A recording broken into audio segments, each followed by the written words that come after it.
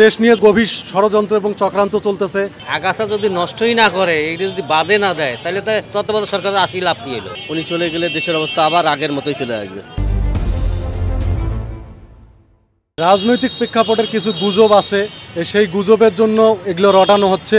আমি মনে করি ডক্টর ইউনূসকে থাকতে হবে এবং জাতীয় নির্বাচন না হওয়া পর্যন্ত ওনাকে থাকাটা জরুরি, এবং এই মুহূর্তে গদি শূন্য করাটা ঠিক হবে না। ইউনূস সরকার অবশ্যই থাকবে। আমি চাই ইউনূস সরকার আরও থাকুক। থাকলে দেশের যে সামগ্রিক যে অরাজকতা আছে এবং যে দেশ নিয়ে যে গভীর ষড়যন্ত্র এবং চক্রান্ত চলতেছে, এই চক্রান্তগুলো বন্ধ হবে এবং ডক্টর ইউনূস এবং সেনাপ্রধান আছেন, ওনাকে অবশ্যই থাকতে হবে। বাংলাদেশের প্রেক্ষাপটে আমরা সাধারণ মানুষ রাজনীতি বুঝি না, তারপরেও রাজনীতির বাইরে দেশ চলতে পারে না। প্রথমে থেকে সরকারের কার্যকলাপ খুবই ভালো ছিল এবং বর্তমানেও চলছে, কিন্তু ওই রকম আগের প্রথমে যেভাবে চলছে ওইভাবে আর চলছে না। তার কারণ হচ্ছে বর্তমান সরকার আসার পরে দেশটাকে তারা একটা বিভিন্ন দাবি দেওয়ার নিয়ে রাস্তা অবরোধ, হরতাল, বিভিন্ন কারণে তারা দেশটাকে একটা অচল অবস্থার মতো সৃষ্টি করেছে।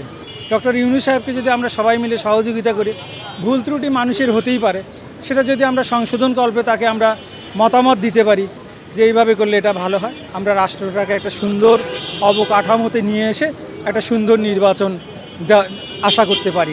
ডক্টর ইউনূস যদি বাংলাদেশে থাকেন, বাংলাদেশের জন্য উন্নতি হবে এবং উনি থাকলেই দেশে উন্নতি হবে। আর বর্তমান ছাত্ররা বিভিন্ন রকম আন্দোলন করতেছে, এই কারণে অনেক সমস্যা, এই রাস্তাঘাট, মানুষের জনগণের অনেক সমস্যা। এই কারণে উনি থাকলে সবচেয়ে বেস্ট, সবচেয়ে ভালো।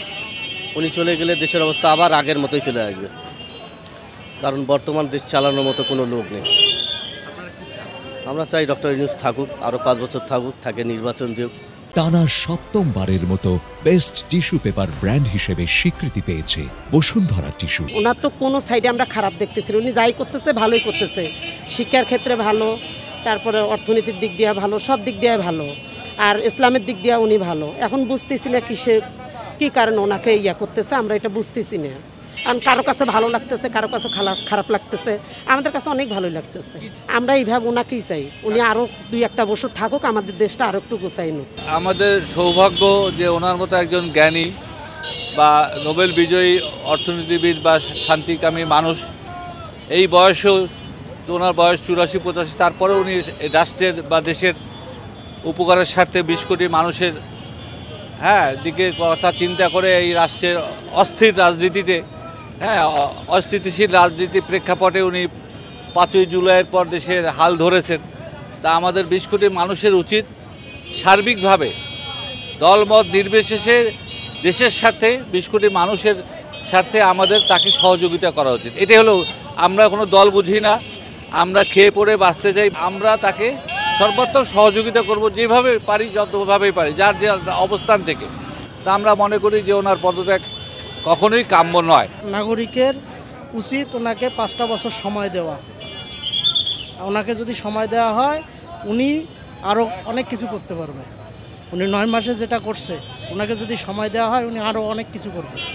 আগাছা যদি নষ্টই না করে, এটা যদি বাদে না দেয়, তাহলে তো তত্ত্বাবধায়ক সরকারের আসি লাভ কি হলো?